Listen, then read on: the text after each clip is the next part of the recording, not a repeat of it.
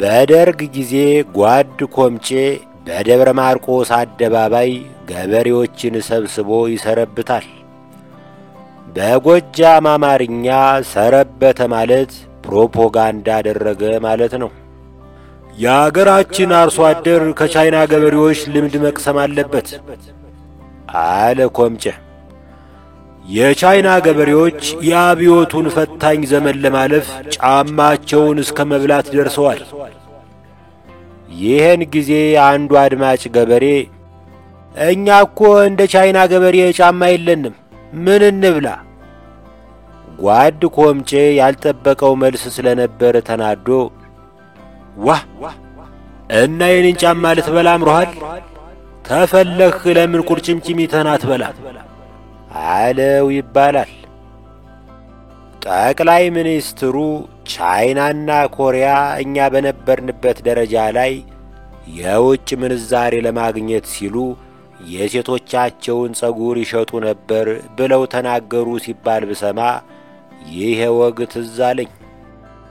በአጋጣሚ ይችን እየጻፍኩ ሳለ ምሽቴ ከጸጉር ቤት ተመልሳ በሩን ከፍታ ገባች። መቼም ሁለመናዬ ግጥም ነውና እንዲህ የሚል ግጥም አመለጠኝ።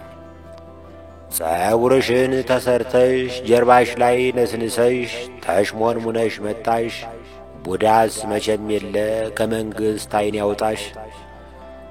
እናቶቻችን የሴት አንበሳን አራያ በመከተል ጸጉራቸውን ያሳጥሩ ነበር። ወይዛዝርት ሆይ ጸጉራችሁን በመሸለት የእናቶቻችንን ባህል አስፋፉ፣ ኢኮኖሚውንም ደግፉ።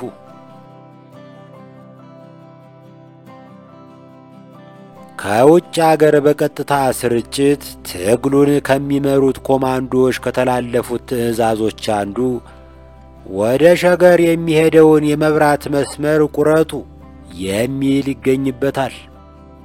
ይሄ ብዙ አልደነቀኝም። ባይቆረጥም አዲስ አበባ ውስጥ በቂ መብራት ኖሮ አያውቅም። እንዲያውም ምናልባት መስመሩ ሲቆረጥ በደንብ ሊበራ ይችላል። ለነገሩ ኮማንዶዎቹ ሺህ ጊዜ ብናጠፋ ከመብራት ኃይል በላይ አናጠፋም ብለው አስበው ነው መሰል ብዙ አልገፉበትም። ወደ ሸገር የሚገቡ የውሃ ቧንቧዎችን ቁረጡ የሚል ትዕዛዝ ግን የጭካኔና የክፋት ጥግ ነበር። የሚገርመው እንኳን የገዛ ወገንን ጠላትን ውሃ መከልከል በባህላችን ሐራም ነው። አባቶቻችን በጦር ሜዳ ላይ ከጠላታቸው ጋር ግንባር ለግንባር ገጥመው ሲታኮሱ የጠላታቸው ከንፈር ደርቆ ካዩት ይህችን ፉት በላት ይሉና ኮዳቸውን ይወረውሩለታል። ጠጥቶ መርካቱን ካረጋገጡ በኋላ ነው ይህችን ደሞ ሙቃት ብለው ቦምባቸውን የሚወረውሩለት። እዚህ ላይ እንኳን ኩሸቴን ነው። ግን አንድ የታሪክ ሐቅ ላስታውስ። በአድዋ ጦርነት ወቅት ጣሊያኖች ምሽጋቸው ውስጥ እንዳሉ ለብዙ ቀናት በኢትዮጵያ ጦር ተከበው የሚጠጡት ውሃ አጥተው ጤዛ እየላሱ ሲያለቃቅሱ ውሃ እንዲጠጡ ተፈቅዶላቸዋል። በሰሜን አሜሪካ፣ በካናዳና በአውሮፓ በየጎራው የሚደረጉ የድጋፍም ሆነ የተቃውሞ ሰልፎች ብዙ ጥቅም አላቸው። አንደኛ፣ በኮሮና ምክንያት ለብዙ ዘመን ሳታየው የቆየኸውን ወዳጅህን ታገኝበታለህ። ባንዲራ በተለያየ ቀለምና በተለያየ መጠን ሰርተህ ትሸጥበታለህ። ኮከብ ለሚፈልግ ኮከብ፣ ዋርካ ለሚፈልግ ዋርካ፣ አንበሳ ለሚፈልግ ደግሞ ዞሮ አልፎ ያጅ የሚሾፍ አንበሳ ምስል እየመረቅ ትከብርበታለህ። ትንሽ ድምፃዊነት የምትሞክር ከሆነ ኦዲየንስ ታገኝበታለህ። በለስ ከቀናህ የወደፊቷን ሚስትህን ላፍ ታደርግበታለህ። በለስ ካልቀናህ ደግሞ ኮረናውን ላፍ አድርገህ ወደ ቤትህ ትመለሳለህ። በተረፈ በቀን 10 ጊዜ ዳውንታውንን እየዞርህ ዳውን ስትል ብትውል ዶናልድ ትራምፕ እንኳን አንተን የቅምጥል ልጆቹን ሰልፍ የማዳመጥ ፍላጎት የለውም፣ ሥራ ላይ ነው። አሁንማ ከፕሬዝዳንትነቱ ጎን ለጎን እንደ ሰራዊት ፍቅሬ ባቄላ ማስተዋወቅ ላይ ተጠምዷል። ይህንና የመሳሰሉ ትንታኔዎችን ለመስማት የዩቲዩብ ቻናሌን ይጎብኙ ብል ማን ሰምቶኝ። አዳሜ የእኔን ጠቃሚ ቻናል እንደ ፈንጅ ወረዳ በጥንቃቄ እየዘለለ ስለ ፍቅርና ስለ ወሲብ የሚመክሩ ችኮችን ሰብስክራይብ ያደርጋል። ባለፈው ሻሸመኔ እንደ ጧፍ በምትነድበት ሰዓት ዩቲዩብ ላይ በብዛት የታየው ቪዲዮ ሴቶች ከወሲብ በኋላ ምን ይፈልጋሉ የሚል ርዕስ አለው። ለምን ሌላ ቦታ ከምትሄዱ እኔን አትጠይቁኝም? ሴቶች ከወሲብ በኋላ የሚፈልጉት ሁለተኛ ዙር ነው። አንድ ሴትዮ ደግሞ ማስተርቤሽን የሚያስከትላቸው 14 ችግሮች በሚል ወጥታ ትተነትናለች። ማስተርቤሽን አለች ሴትዮዋ፣ ማስተርቤሽን በዓይናችን ላይ ከፍተኛ ችግር ያስከትላል። በየጣልቃው ዓይንሽን ማሸት ካልተውሽ የት ይቀርልሻል?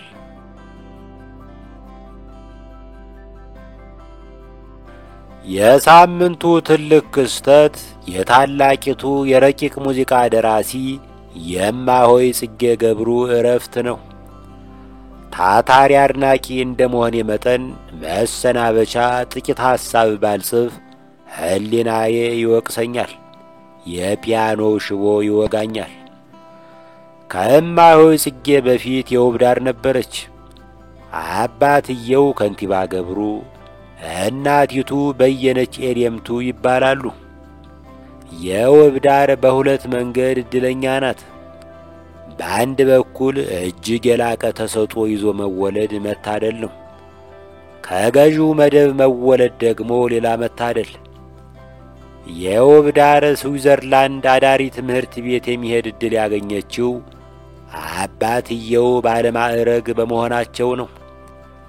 በጊዜው ከመፍጨት ከመውቀጥ ውጪ ሌላ የሕይወት አማራጭ የማይቀርብላቸው ብዙ ሴቶች መኖራቸውን እናስብ። የውብዳር ስዊዘርላንድ በነበረችበት ጊዜ ከዘመናዊ የአውሮፓ ሙዚቃ ፈሊጥ ጋር ተዋወቀች። በአገራችን ለዓመት በዓል ለልጅ የሚሰጠው ትልቁ ስጦታ ድፎ ዳቦ ነው። የውብዳር ግን ለክሪስማስ የፈረንጅ ማሲንቆ ወይም ቫዮሊን ተሸለመች። እንደሚጠበቀው ባይተዋርነት ይሰማት ነበር። በጊዜው የነበራትን ስሜት በማስታወሻዋ እንዲህ ገልጻዋለች። በጊዜው ከስነ ፍጥረት ጋር ወዳጅነት ነበረኝ። አበቦችን እንደ ውብ ልዕልቶች፣ ዛፎች ዘበኞቻቸው፣ ንፋስ ፈጣን መልእክተኛ፣ ፀሐይ ደግሞ የዓለም ንጉሥ ሆኖ ይታየኝ ነበር። የማስታወሻው ፍሬ ሐሳብ የውብዳር የነበረችበትን የብቸኝነት ጥልቀት ያሳያል። በሌላ በኩል ረቂቁን ወደ ግዙፍ የመቀየር ተሰጥኦዋ ይታያል። በየውብዳር የወጣትነት ሕይወት ውስጥ ያለው አንድ ቁልፍ ቃል ቢኖር ማምለጥ የሚባል ቃል ይመስለኛል። ባይተዋርነት ይከብዳታል። ያም ሆኖ በአገር ቤት መቀመጥ የምትወድ ሴት አልነበረችም። የውጭ ጉዳይ መስሪያ ቤት ውስጥ የነበራትን ሥራ ለቀቀችና ወደ ካይሮ ሄደች። እዚያ ያለች ሮማንቲክ ልቦለዶችን በማንበብ ብቸኝነቷን ለማምለጥ ተጣጣረች። ግን በልቦለዶቹ ውስጥ የምታገኛቸው መራራ ታሪኮች ፍቅርና ሰውን እንድትጠላ አደረጋት። ከካይሮ መልስ በእንግሊዝ የትምህርት ዕድል አገኘች። የትምህርት ሚኒስትሩ አቶ ሳህሌ ጸዳሉ ከአባትየው ጋር ተጠማምደው ስለነበር ዕድሉን አጨናገፉባት። በዛሬ አነጋገር ዲፕሬሽን የተባለ ቀውስ ውስጥ ሰተት ብላ ገባች። ዲፕሬሽን በዘመኑ አማርኛ ድብርት ተብሎ ሲገለጽ አያለሁ፣ ግን ከዚያም የከፋ ነው። ችግሩ ከጥንት ጀምሮ ይታወቅ እንደነበር ፍንጭ የሚሰጡን ታሪካዊ መዝገቦች እናገኛለን። ለምሳሌ የዋርላው ደብተራ አሰጋኸኝ ስለ አፄ ቴዎድሮስ የመጨረሻ ሚስት ስለ እቴጌ ጥሩነሽ ሕመምና ሞት ሲጽፍ ሕመማቸው የሐዘን ሕመም ነው ይላል። በእርግጥም ዲፕሬሽን እስከ ሞት የሚያደርስ ሕመም ነው። የውብዳርን እቴጌ ጥሩነሽን አዋክቦ ከወሰደው ሞት የታደጋት መለኮታዊ ጣልቃ ገብነት ነው ብላ ታምናለች። በመጨረሻ ከአዲስ አበባ ወደ ግሸን፣ ከግሸን ወደ ኢየሩሳሌም፣ ከየውብዳር ወደ እማሆይ ጽጌ መነነች። 99 ዓመት ጥቂት ሰዎች ብቻ የሚደርሱበት ዕድሜ ነው። አባትየው ከንቲባ ገብረ እግዚአብሔር ደስታም በ5 ነገሥታት ዘመናት ውስጥ ኖረው በ94 ዓመታቸው ነው የሞቱት። ረጅም ዕድሜና ታላቅ ሥራ የቤተሰቡ ነው። ብዙ ጊዜ የአውሮፓ ታላላቅ የረቂቅ ሙዚቀኞችን ሙዚቃ ለማጣጣም ያደረግኩት ጥረት በቅሬታ ተጠናቋል። የእነ ቤትሆቨን ሙዚቃ ጆሮዬ ላይ ነጥሮ ተመልሷል። እኔ ረቂቅ ሙዚቃ ለማጣጣም አልተፈጠርኩም ከማለት ያዳኑኝ የእማሆይ ጽጌ ዜማዎች ናቸው።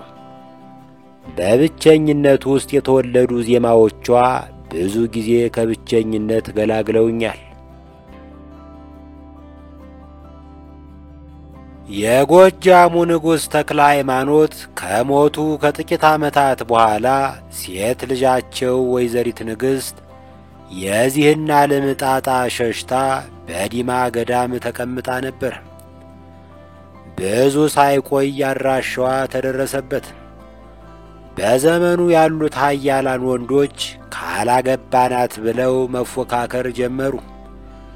ከፖለቲካ ፋይዳው አንጻር ካየነው በጊዜው የንጉሡን ልጅ ማግባት ሙሉ ጎጃምን እንደ ማግባት ነው። አንዱ የእቴጌ ጣይቱ የእህት ልጅ ደጃዝማች ገሰሰ ሲሆን፣ ሁለተኛው ተፎካካሪ የዳሞቱ ገዢ ራስ መርዕድ ነበር። እንደምትገምቱት በጊዜው ሴቶች በራሳቸው ላይ የመወሰን መብት አልነበራቸውም። ይመረጣሉ እንጂ አይመርጡም።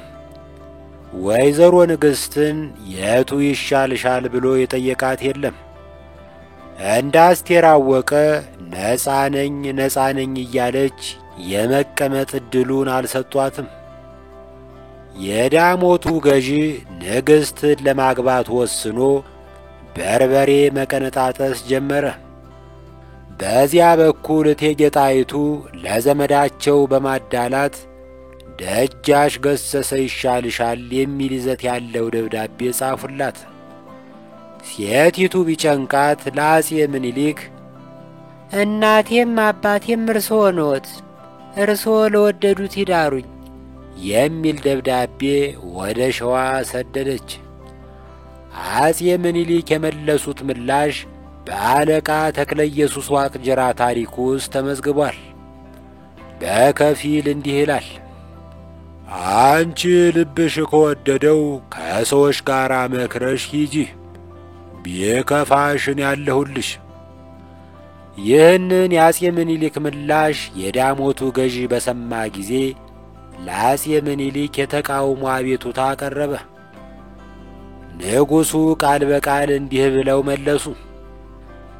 እሺ ታለችን ያልከለክልም፣ ያለ ፈቃዷ ግን አይሆንም። እዚያው እርሷን ማቆላመጥ ነው። ዘመናዊ ከተማ አንባቢያን ማቆላመጥ የሚለውን ቃል መጀንጀን፣ ማሞጋገስ ብላችሁ ልትረዱት ትችላላችሁ። በወይዘሪት ንግሥት ጉዳይ ዙሪያ የእቴጌ ጣይቱንና የባልየውን ምላሽ ሳነጻጽር ለካ የመጀመሪያው የሴቶች መብት ሻምፒዮን ወንድ ኖሯል እላለሁ። በሌላ በኩል ከ100 ዓመት የዘገየ አስተሳሰብ ያለው ወንድ በዘመናችን በመኖሩ እገረማለሁ። ትዝ ካላችሁ የሆነ ጊዜ የወልቂጤዋ ቆንጆ የጠለፋ ዜና ሲወጣ የእኔ ባረገው ወይም በረከትሽ ይደርብን አይነት ቀልድ ቀመስ አስተያየት የጻፉ ሴቶች ታይተዋል። በእነዚህ ሴቶች ዙሪያ ቁጣ አዘል ምላሽ ከወዳጆቻችን ሲሰነዘር ነበር። ምላሹ ተገቢ መሰለኝ። ግን እኒህ ሴቶች ኦሪጂናል ገልቱ ወይም 5 ኮከብ ሰገጤ መሆናቸውን እያወጁ ነው ወይስ ሴዲስት ናቸው? በሌላው ስቃይ የሚደሰት ሰው ሴዲስት ይባላል። ወይስ የራሳቸውን ፌንታዚ በልጅቷ ዜና ላይ እያንጸባረቁ ይሆን? ፌንታዚ ከራሳችን ያልተገደበ ሐሳብ ጋር መጫወት ማለት ነው። ሰዎች እንደየምናባቸው ስፋት መጠን የተለያዩ ስዕሎችን በአእምሮአቸው ይፈጥራሉ። ለመቀበል ከባድ ቢሆንም የመጠለፍ ፌንታዚ ያላቸው ሴቶች አሉ። እዚህ ጋር ወንዶች ልብ አድርጉ። ፌንታዚ ፍላጎትን የሚያንጸባርቅ ላይሆን ይችላል። ሰዎች ድንገት በልቦናቸው ሽው የሚልባቸውን ሐሳብ ሁሉ በገሃድ እንዲፈጸም ይፈልጋሉ ማለት አይደለም። ከሞላ ጎደል ሁላችንም የአደጋ ስሜት ይስበናል። የአደጋ ስሜት ልብን በፍጥነት ያስመታል፣ ቀልብን ሰቅዞ ይይዛል፣ ከመሰላቸት ከመታከት ይገላግላል። ሆረር ፊልም ላይ የምንቸክለው ለዚያ ነው። ይሁን እንጂ የገሃዱ ዓለም ከሕልም ዓለም የበለጠ ውስብስብ መሆኑን የኖረ ያውቀዋል። ስልጣኔና ሕግ የተፈጠረው ሰዎችን ካላስፈላጊ መከራ ለመታደግ ነው። የስልጣኔ ተካፋይ ነን ብለን የምናምን ከሆነ ያለ ፈቃዷ አይሆንም ማለት አለብን።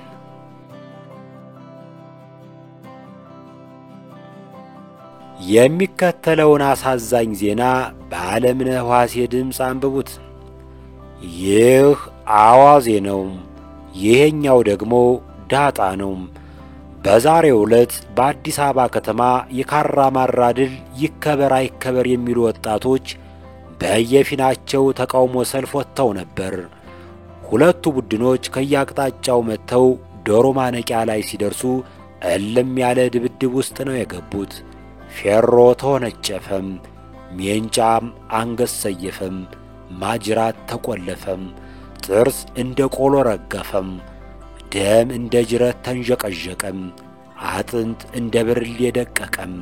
ከ2 ሰዓት የፈጀ ክስክስ በኋላ ካራማራ መከበር የለበትም ባዮች አሸንፈው ወደ መጡበት እየጨፈሩ ተመልሰዋል።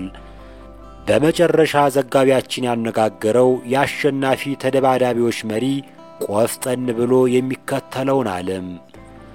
ከሚመጣው ዓመት ጀምሮ ይሄንን ቀን የዶሮ ማነቂያ ድል በሚል ስናከብረው እንኖራለን።